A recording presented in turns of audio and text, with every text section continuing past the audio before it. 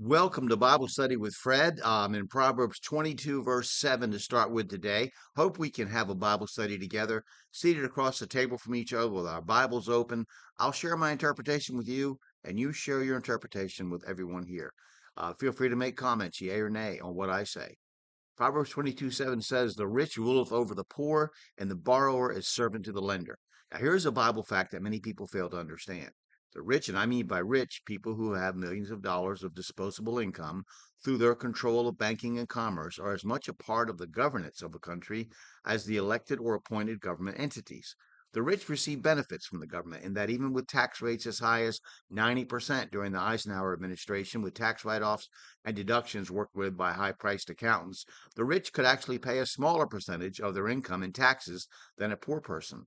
The scandal when I was in high school in the 1970s regarding this was that a cleaning lady in Newark, New Jersey paid more actual income taxes than Standard Oil of New Jersey, which became Esso, which became ExxonMobil. A decade or more ago, the story was about how billionaire financier Warren Buffett revealed that his servant paid more income taxes than he did. Now, don't misunderstand me.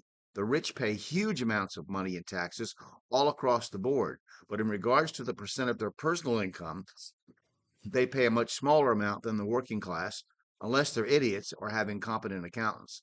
Special note, you pay taxes not only on income, but through other taxes and by government inflating your money. The rich have a great deal to say about job creation, where venture capital goes, and provide the pool of money for all sorts of investments. This is not to comment on a system of economics, whether capitalism or socialism is bad. We have a mix. This is not to condemn the rich, as the rich and the poor meet together and God rules over both, as it was said a few verses earlier. But it is important to understand that the rich do rule over the rest of us. Our own American Revolution, our war for independence from Great Britain, was mainly the doing of wealthy men who led the rest of the country who would follow into revolt against their king. There are those who rule over us whom we have elected or thought we elected, and there are those who rule over us in a manner of fact whom we did not elect, but just by virtue of their management of vast sums of capital on which commerce, banking, and industry feed. Remember, the government itself, which, although technically answerable to the people, and I say that is a mere technicality, is the richest entity of all, and by taxation controls the most wealth and enacts laws that narrow the actions of the rich. It is the stress of our form of government to try to keep the rich from controlling the government and the rich free enough from the government's control to provide some kind of benefit for the rest of us and themselves without corrupting the government. Simon Cameron, a one-time Secretary of War under Abraham Lincoln, is purported to have said, and I quote, "An honest politician is one, when he is bought, will stay bought." The point is simply that the rich rules over the poor. Deal with it. I'm not talking about politics here, just pointing out a fact the Bible points out. On a second point, Israel was not to be the servant of other nations. Israel was to be, had she been faithful to God, the top kingdom on earth. Deuteronomy 15:6. For the Lord thy God blesseth thee as he promised thee, and thou shalt lend unto many nations, but thou shalt not borrow. And thou shalt reign over many nations, but thou shalt not reign, they shall not reign over thee. Israel was to have the money and the power to control other nations through it. Americans must not think much of their freedom. They so easily sell their birthright of freedom for, quote, bread and pottage, Genesis 25, for comfort and ease of living.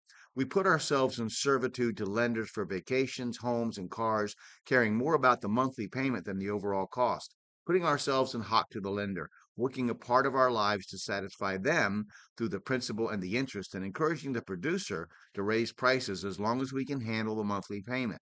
So just as the rich rules over the poor, the lender rules over the borrower. The Bible makes clear that there is no political freedom without economic freedom, and the person who is in debt is neither economically free nor is he or she in the will of God. Romans 13:8. Owe no man anything but to love one another, for he that loveth another hath fulfilled the law. You are a servant to the government, the richest entity in your physical life, and will work to pay your quote debt to them through April, as I understand it. The debt that the country satisfies its tax, the date that the country satisfies its tax burden is called Tax Freedom Day.